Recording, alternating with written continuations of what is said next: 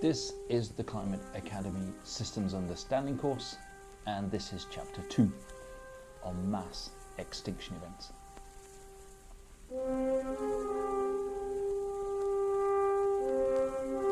Those jumping in at this point, you can go back to Chapter 1 to find the absolute basics, but just to recap the essentials, everything I'm saying here can be found inside this student book. You can download it for free. It's 360 pages for a 360-degree view of the crisis, a systems understanding, and each chapter runs on 7 questions. We have some important cut-X science numbers, a quote from the book, and a deep dive. All of that is coming up on this chapter on mass extinction. So what is a mass extinction event? Well, the answer is something which wipes out 75% of life in a short space of time. Now, because we're talking with geologists, for them, the notion of time is a bit bigger than our normal one. So in 2.8 million years, so 75% of life in 2.8 million years. The most famous or well-known mass extinction event is the one that wiped out the dinosaurs, and that was in fact the last one. It happened 66 million years ago. A huge meteor strike off the coast of Mexico. And this bolide strike created a full stop in the dinosaurs' little paragraph of Earth's history that was 180 kilometers wide. That's an astonishingly big hole, and the force of the blast, the heat and the energy created by that strike equals 2 million SAR bombs, thermonuclear bombs. Just unimaginable numbers. Now, as a little funny detail, in 2012, some geologists from digging in North Dakota in America, several kilometers away from the blast site, found a group of fish, and inside the mouths of the fish they found dust from the blast. And the fish kind of had their mouths gaping open, because they would have been witness to a mega tsunami of a 100-meter tall wall of water, which swept them away and ended up quickly in their fossilization. And inside these fish's mouths is an important clue for geologists about the fact that this was in fact an extraterrestrial event, i.e. that this rock came from outer space. Because in the dust of the mouths of those fish, they found very high levels of iridium. And this is something which is the marker of an asteroid strike, because iridium is a very rare element, but it's not as rare in asteroids. So it's like the signature of an asteroid strike. So we understand this last mass extinction event, 66 million years ago, created a massive hole off the coast of Mexico, but it also created a massive hole in biological life. And out of that hole came human beings eventually. There were some mammals around at the time of the dinosaurs, but they were pretty insignificant. And now we've ended up with us, human beings, who are pretty significant. Humans now have come to dominate the planet, and we are driving what is the latest mass extinction event today. Pretty shocking stuff, but it's not actually the biggest mass extinction event. That award goes to the third mass extinction event, which happened on the Permian-Triassic boundary. That's a boundary of time, not a physical one. And this one was caused by a monumental flow of lava that came out of the Siberian traps 252 million years ago. And this is known as the Great Dying.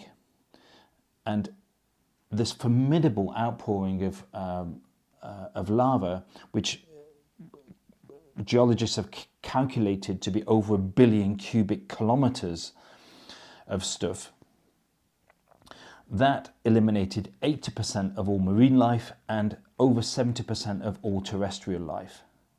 Now, there have been in total 5 mass extinction events. So if you add it all up, they happen at an average of 1 every 750 million years. And if you go right back in time to the origins of life on Earth, of complex life on Earth, then we actually find it's not classified as a mass extinction event, but it was certainly a very significant moment in Earth's history. And this is known as the Great Oxidization Event. And we can learn a lot from this, because what happened back then, which was about 2.4 billion years ago, is that cyanobacteria had started to do something new. They had, by chance, come across a technique of what we call now photosynthesis. So they were absorbing CO2 and giving out oxygen. The problem was that oxygen at that point was a deadly poisonous chemical for 90% of life on Earth, which was happily function in anaerobic mode. So these cyanobacteria, by rapidly increasing the level of oxygen in the atmosphere, they cooled the planet, and they cooled it so effectively and on such a scale that actually the temperatures dropped to a level that could have wiped the cyanobacteria themselves out. Of course, they're not conscious beings, they didn't know what they were doing, but they had come across this biological mechanism, which is now essential for all of life on Earth. It flipped planet Earth into a new paradigm, a paradigm that has got a lot more oxygen in it. So, what's the lesson from these cyanobacteria? The lesson is that small things can make a big difference. And you don't need to go very deep in psychology or culture to work this out. You can just watch Ice Age, where Scratch has his little acorn, and that little acorn has monumental effects down the system. So, pulling it all together, a mass extinction event is something which wipes out 75% of life on Earth in a short space of time, which geologists like to call 2.8 million years. And we are right now on the edge of the 6th mass extinction event.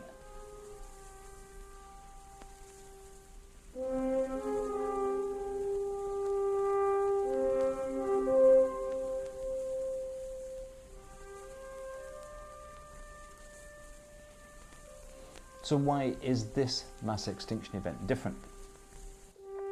Well, the answer to that is because it's humans who are doing it. There's a consciousness about it. Those cyanobacteria didn't know what they were doing.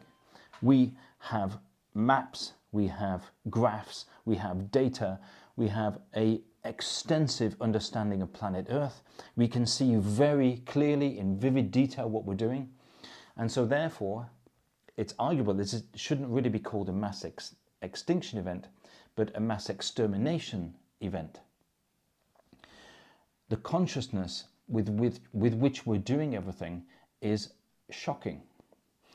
And the timescale. Many of these mass extinction events take millions of years to play out, like the one from 252 million years ago with the volcanic activity. What we are achieving now is unprecedented in terms of its speed. So things have been going since the 1950s at what's called the Great Acceleration. So the extinction rate at the moment is between 100 and 1,000 times the natural background extinction rate. And all of this has been achieved in an absolute fragment of time according to geological time. So what's different about this one is it's humans, we're conscious of it, and the speed of it.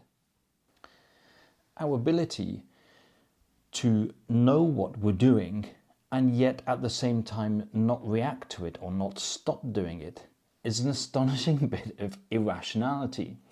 And this irrationality, or this deep paradox in man, is beautifully captured actually in Greek history. If you look at the Trojan Wars, the history of the Trojan Wars as described by the Greeks, then there's one detail which is often overlooked. And that is the detail of a figure called Cassandra. So Cassandra, she was beautiful, like Helena Troy that triggered the Trojan Wars itself. So Cassandra was a very famously beautiful woman, and the god Apollo wanted to have some quality time with her. I hope you understand what I mean. So a deal was done between Apollo and Cassandra. She agreed to have the quality time with him, and in exchange he would give her the gift of prophecy. He would give her the ability to see into the future. Now, at the last moment she changed her mind. She didn't consent, and Apollo was annoyed by that, and therefore we would expect, would just take away the gift of prophecy. But he did something much darker, much more twisted. She got to keep the gift, but nobody would believe her. Now, when we go back to the walls of Troy, at that famous moment where the Trojan horse is being dragged into the city, and inside, we all know there are those soldiers that are going to wreak havoc, devastation, and conquer the city. There is one person that is telling everybody to not drag the horse. Like, what are you doing? This is so obviously a trick. This Greek gift is not something you want to be accepting. But the problem is that the person that's telling them this is Cassandra. She can see vividly exactly what the future holds, but people are just weirdly, oddly ignoring her. So if you zoom in on the text, there's a moment where she's like literally banging on the side of the Trojan horse, screaming, telling people, what on earth are you doing? And the Greeks understood the human condition so well, with such clarity. And we find ourselves in a similar position. We can see in all of the reports on biodiversity loss, on climate change, and in all the 9 planetary boundaries, that we are causing havoc for ourselves, chaos. We're inviting destruction onto our civilization. And we're doing it in the clear light of day. This is so obviously a stupid thing to do. And yet, weirdly, oddly, that voice seems alien or seems like something we can ignore. So the Greeks understood this. So we are right now in a period of history, not just human history, but geological history, which has got our name on it. This period of geological history is the Anthropocene. Anthropos is the Greek word for man, for humans. And we have put our name on the door of the planet. And in a minute, we'll look at some different features of this. But just in one macabre way, every year humans consume 50 billion chickens through mass production. And when we're gone, and future geologists or other life forms with intelligence look back on this layer of the Earth, they won't find iridium like they did with the meteor strike. What they will find is a layer of chicken bones. And that's so pathetically banal.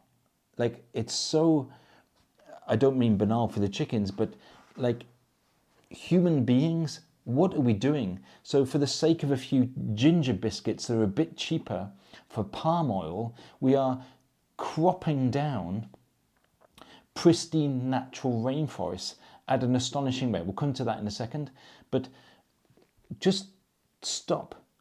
Look at this Trojan horse that we're dragging in. This is a mass extermination event. It's not a passive mass extinction event. Humans are aware of what they're doing, but oddly, weirdly, not aware enough. So let's zoom in on a couple of details of this Anthropocene. And there are many colourful details inside chapter 2 here. But this first example is not very colourful. In fact, it's grey. It's the story of concrete. So human beings every year produce 4 billion cubic tons of concrete. And if you were to make a patio 2.5 centimeters thick out of that concrete, then you could cover over 130 square kilometers. That is the land area of Greece. So every year we produce enough concrete to completely cover Greece in a 2.5 centimeter patio. And it's important to visualize these things in a concrete way like that, because these things are happening all over the planet. They're happening at an astonishing rate, and yet somehow we don't have a grip on it, neither in our imagination, in some ways because the numbers are too big, but also because it's all distant. It's the same for forests. If you look at the rate of destruction and collapse of the forests across the world, then we are losing around 240 square kilometers every year, and that is the size of Great Britain. And inside that loss of the forests is all of the astonishing biodiversity that we've inherited from millions of years of Earth's history. And that biodiversity, you can imagine it like a Jenga tower. And of course, when you play Jenga, you can take 1 or 2 bricks out and it doesn't damage the structural integrity of the tower. But there is a certain moment at which that biodiversity loss causes a sudden and abrupt collapse. A collapse which is irreversible. So biodiversity is a huge feature of the sustainability crisis. It doesn't grab the headlines like climate change does. The IPBES, which publishes the reports, is not quite as famous as the IPCC, which does the climate change scientific reports. But this is a huge part of the sustainability crisis. So biodiversity loss, climate change, a recognition of all those 9 planetary boundaries which we are approaching. This extinction event is unique because it's been driven by these little creatures called human beings.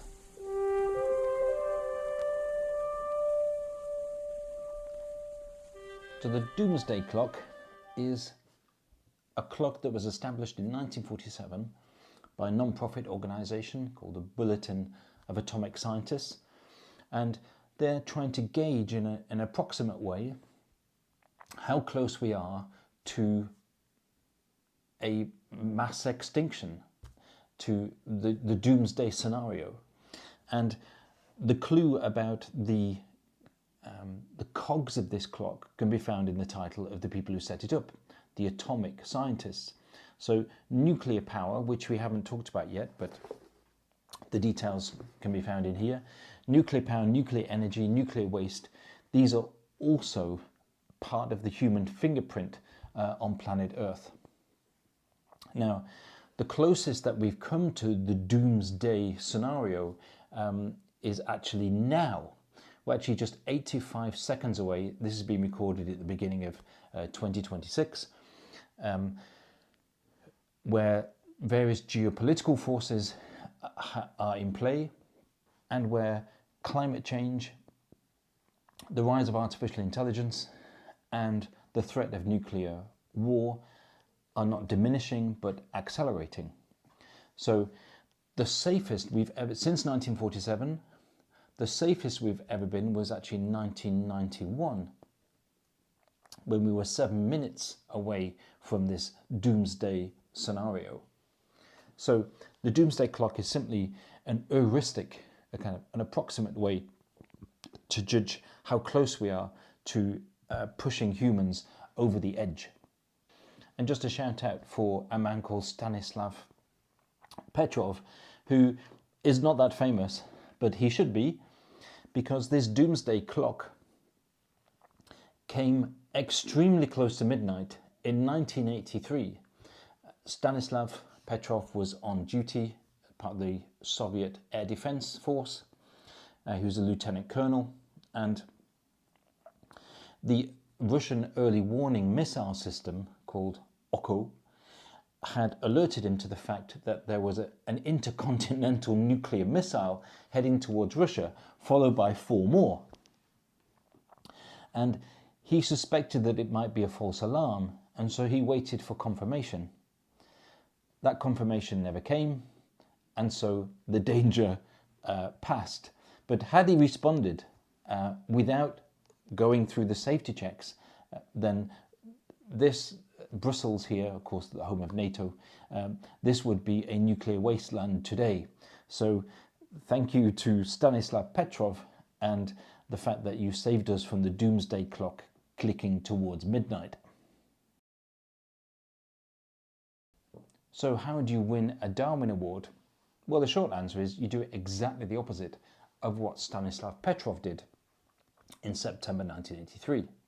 In fact, the award was set up shortly after that in 1985 to recognise the achievements of some people who had deselectioned themselves from the gene pool. So people who had died in the most stupid and self-destructive, and the award also requires a little bit of dark humour with it, in the most ridiculous ways. So let's take the example of Gary Hoy. So in 1993, he deselectioned himself in the most spectacular way. So he was at the Toronto Dominion Centre, and he was giving students a tour of the centre. And when he gave this tour, as a standard part of his little guided tour, he would run up against the windows, throw himself against them, and demonstrate the fact that they wouldn't break. But the problem was that in 1993, when he did this on the 24th floor, the window didn't break, but the frame gave way and he went through the window with the unbroken window and of course died from his fall. So he is one of the most famous winners of this Darwin Prize, a rather spectacular way to delete yourself from evolutionary history.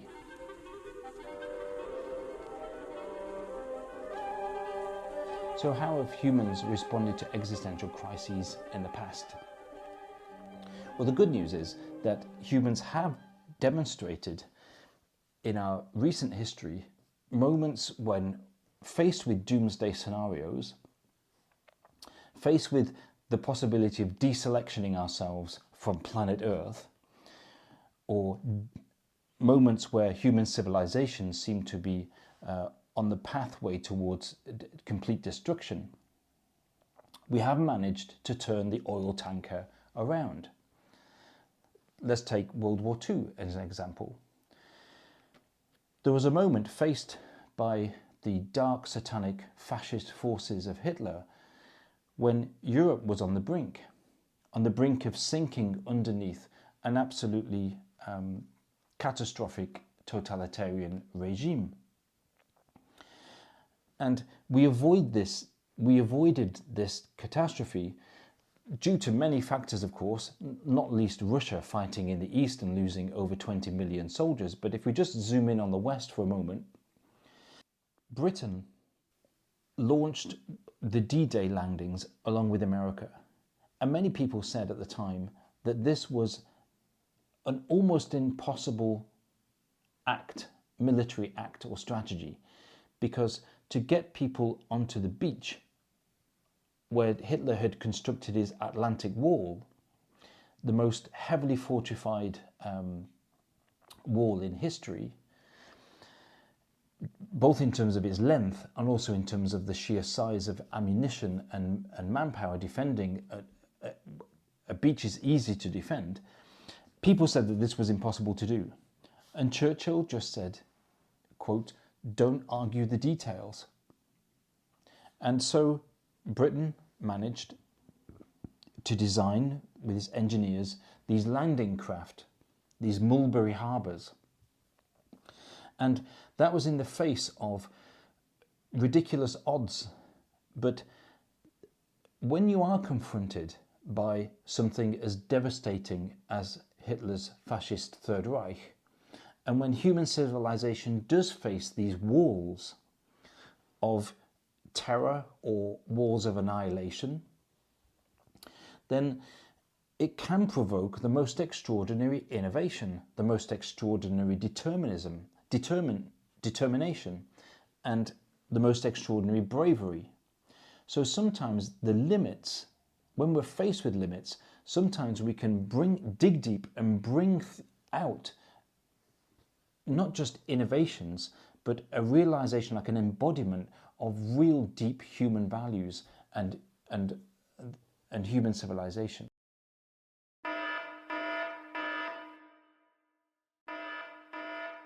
Because World War II gives us the context for our deep dive thinker, our deep dive character, and that is the philosopher Jean-Paul Sartre. So during World War II, Sartre was he was writing his philosophy already, but he was also a teacher in a school, in a lycée, in a secondary school. And after one class, a student came to him to ask him a question, like, what should I do? And he was posed with the problem of, should I stay at home during the Nazi occupation of my country, of Paris? Should I look after my mother, or should I join the resistance? And Sartre just responded that there's no moral right answer. Sartre was existentialist, he was an atheist, he didn't believe that there was a God, he didn't believe there was any moral fabric in a real sense, in a Platonic sense with the world. And so he said, there is no answer, but whatever you choose, you must commit yourself to that and not live as if you didn't have a choice. You have a choice. You will either join the resistance or you will look after your mother. But don't, when you choose one, don't live it as if you had to do that. You're free. And what Sartre's pointing at there with this example is what he terms authenticity. So when you're faced with really difficult situations, whatever you do end up choosing, you mustn't pretend that you had been forced into doing it. So if he was going to stay and look after his mother, he mustn't spend the time reproaching her explicitly or silently with the idea that she is stopping him joining the resistance. He could have done that. And likewise, if he was to join the resistance, he mustn't spend his time there feeling guilty about not looking after his mother. So the occupation of Paris by the Nazis forced this young student into what is a terrible choice. But it also provided the context for this young student to make a very sharp moral choice, a very sharp moral decision. And therefore, to lead a life that was more vivid, these choices that he was forced to make because of the Nazis were much more luminous because of the terrible situations around it. And this led to a very famous phrase, which is often misunderstood by Sartre. Sartre said that the French were never as free as when they were under the Nazis. So what he doesn't mean is that they were liberated by the Third Reich to be anti-Semitic and toxic. He doesn't mean that. What he means is that sometimes very difficult situations, doomsday scenarios, let's say, they actually give humans the chance to make these deep choices and realize what is truly valuable for them.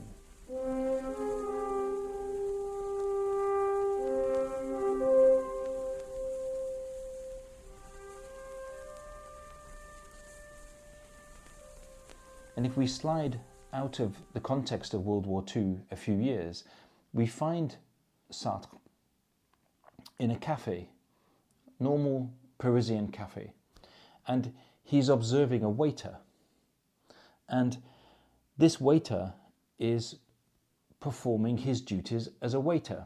But as Sartre watches the waiter bring coffees and things to the clients, he notices that he's overperforming.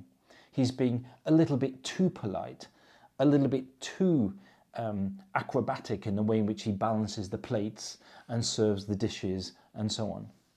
And Sartre says, there's a game going on here. And he says it doesn't take us long to work out what that game is. This waiter is playing a game. He's playing the game of being a waiter. So here there's a little suspicion by Sartre, or he speculates that the waiter is pretending to himself that he couldn't be anything other than this waiter. He's created a facade, he's created an overperformance of his role to block out questions and to not think about other choices that he might have made. Maybe he wanted to be a jazz trumpet player or something. Maybe he wanted to be a fisherman in the deep sea. Who knows? But the point is that the overperformance for Sartre might betray the fact that he is pretending that he couldn't be something else. And that's inauthentic for Sartre. He calls that bad faith, because it is difficult sometimes to confront these existential questions about life, about purpose, about meaning, about what you're doing. And Sartre makes the distinction between fear and anguish. And what that waiter is avoiding is he's avoiding a situation of anguish or anxiety. So let's go back to that distinction between fear and anguish. So in a situation of fear, that would be something like if you're stood by a cliff face. A fear would be that somebody might push you. A fear might be that the wind might blow you off. But the anguish, which is a more interesting psychological condition, is the fear that you might jump, or the realization that you could jump. So fear is just an external factor which would push you. Anxiety comes from the realization that you yourself could do something. So it's the anguish which Sartre is interested in. His existentialist philosophy is interested in this anxiety. And in one of his most famous books, Nausea, he explores this anxiety. So, anxiety, anguish, nausea, sometimes he calls it negative ecstasy. This is the human potential to look at life and make radical choices. But those radical choices are only open to us when we're actually willing to confront how things could be different. And we don't shut things down with cliches. We don't shut things down with just common sense reasoning as if it just couldn't be different. Things can always be different. Now, a very powerful illustration of this can be seen in this short video, which was done for the Rio Olympics, for the Paralympics in 2016. So here you have people where the fact of their life, the fact is that they were born with a disability. They were born with something that we would normally consider would make life difficult. So those facts could be lived by those people as being negative, of being something difficult. And so the story of their life could be one of suffering, one of being a victim. But in that difficult situation, these people demonstrate the most extraordinary capacity to be Something that's singing in my blood is telling me, yes I can. I was just born today, I can go all the way, yes, I can.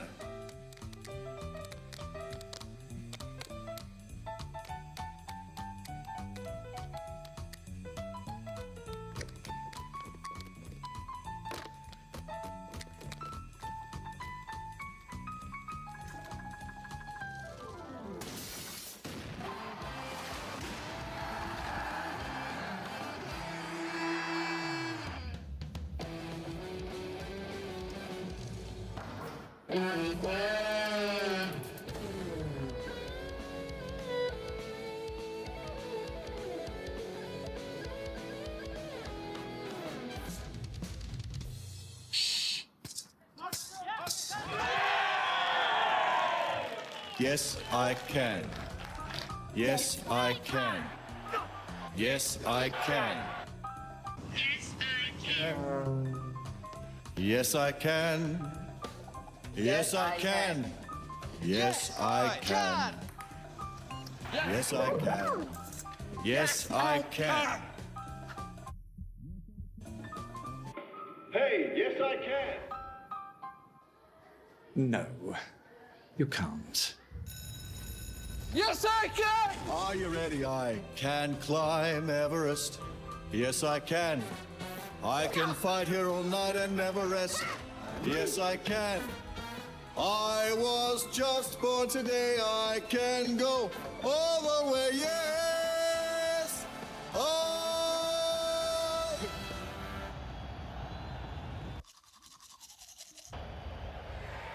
Can.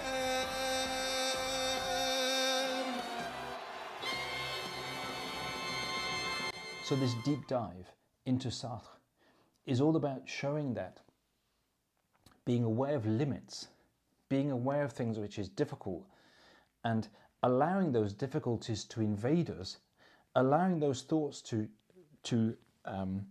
wrestle with them, they actually make us more alive. They give us the potential to live very full human lives. So in terms of climate change and climate education, there's in general a tremendous timidity about it. We don't want to look at these mass extinction events. We don't want to look at these planetary boundaries. We want to carry on doing comfortable things, cliched things. And in doing that, in shutting down the possibility that we might go over tipping points, or shutting down the possibility that we could have a fantastically green, healthy energy infrastructure, by shutting down those possibilities and by pretending that it's not possible, or pretending that, well, we really don't have any alternatives to it, we're stuck in this status quo, by not being brave enough to confront those limits, like what the student did under the Nazis, like what those incredible Paralympians did with their careers in athletics, and like what we can do with the climate crisis, is incredibly fertile, is incredibly rich, and it's incredibly rewarding. What we just have to do is be brave enough to look at it. And Sartre's existentialism, although it can be a bit of a hard read, not just because it's sometimes complex philosophical language, but the difficulty of reading Sartre is not a conceptual one. It's actually quite easy to read.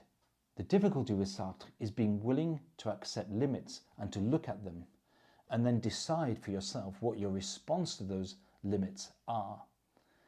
And that opens up a whole universe of possibilities which are not possible if we just live within cliches, and we live with a kind of limited set of alibis, instead of living a full life, both as individuals, of course, and that plays out then for civilization.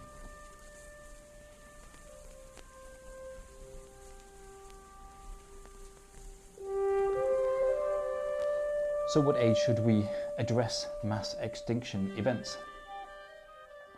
Well, for primary school children, I'm not a primary school teacher, I'm not a specialist in that area. There could be ways in which it can be dealt with. If you think about loss, these are important features that young people have to face. Just because you're 6 years old or 10 years old doesn't make you immune to loss on a personal level, or on a community level, or on an individual level. So schools have to deal with these big issues in ways which are delicate, ways which are informed, ways which are creative. I mean, this is the magic of school. It can do these things. So I'm not ruling out talking about mass extinction events for any age. We do talk about the dinosaurs in primary school. It's a terrific topic.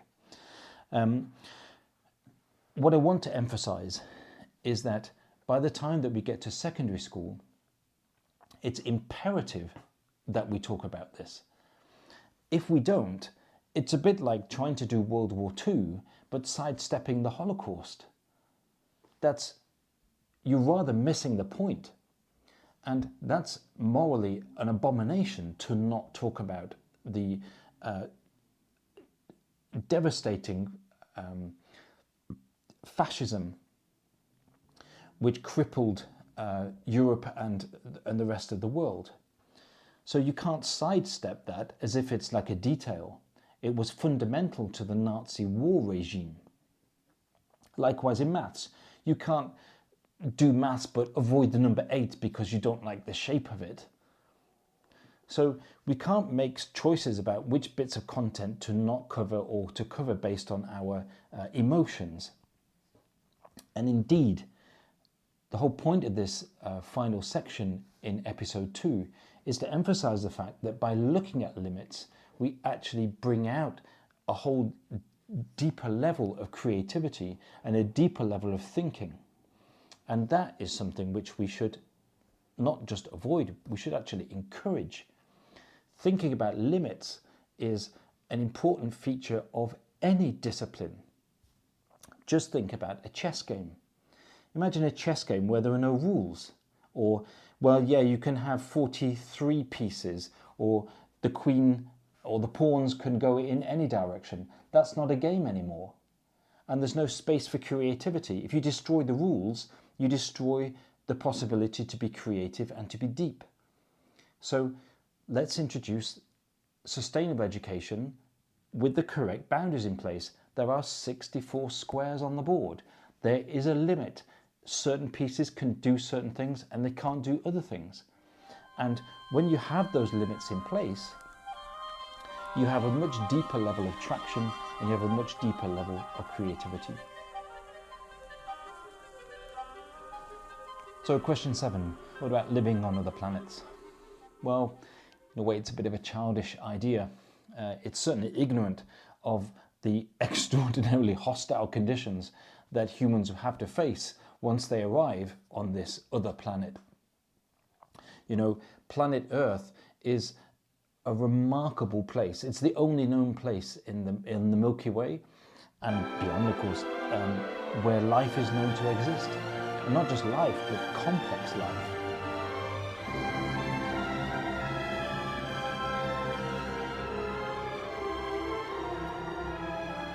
It was once calculated by a philosopher and mathematician that the chances of there being life on our planet, the chances of planet Earth being exactly the right distance from the sun, and for the atmosphere to wrap us in this blanket, and so on. When you add together all of those conditions, the force of gravity, for example, in the universe being the right strength so that the universe doesn't just collapse in on itself or vaporize itself, when you add together all of these conditions, the chances of us being here are the same probabilities as if you were to spin blindfolded on your heel and fire a bullet from a revolver and hit an apple on the other side of the galaxy.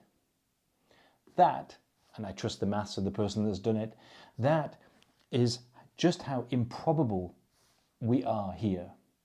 And there's a sacredness to that.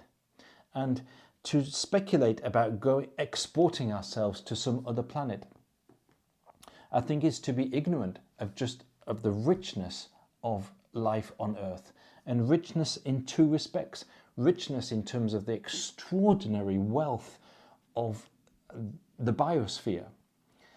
In all of that richness and exotic, fruity nature of the planet, it's just mind-boggling. And also in terms of human consciousness. And consciousness, like we've seen in this episode, to be creative, to be self-aware, to create meaning. So we live on this tiny bubble of meaning, this tiny marble of existence, which is so beautiful for its fragility. And so the thought that we could just hop off it and live on another planet, I think, is an idea of terrible poverty because of the richness of life that we have here. So that's the end of episode 2. Episode 3, which is Spaceship Earth, indulges some of the details that we just started to think about in terms of the uniqueness of this planet and some of the laws that are in play.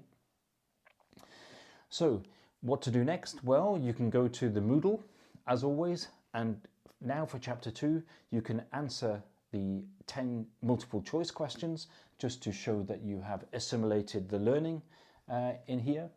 And of course you can subscribe to the Climate Academy YouTube channel or my channel. As I said in the last episode, what's not to like?